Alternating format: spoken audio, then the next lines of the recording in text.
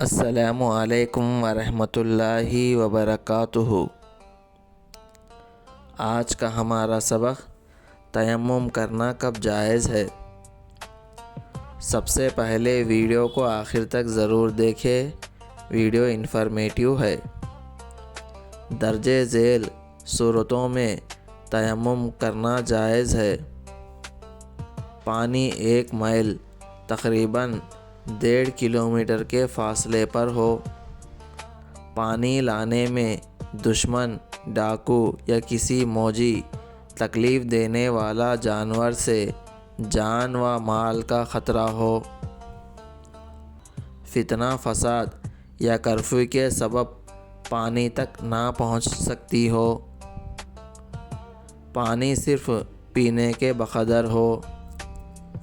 کنویں سے پانی نکالنے کے لیے ڈول یا رسی نہ ہو۔ کسی تکلیف کی وجہ سے خود اٹھ کر پانی نہ لے سکتی ہو اور کوئی دوسرا آدمی پانی دینے والا موجود نہ ہو۔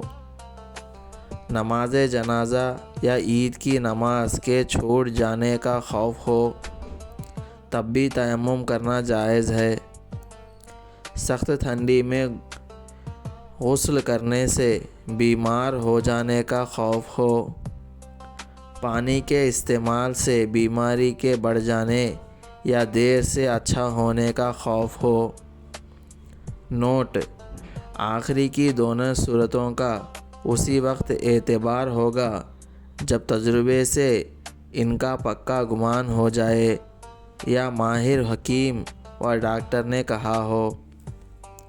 ویڈیو کو لائک کریں اور ایسے ہی اسلامک کنٹینٹ دیکھنے کے لیے سبسکرائب کریں اور شیئر کریں۔ جزاک اللہ خیرا۔ السلام علیکم۔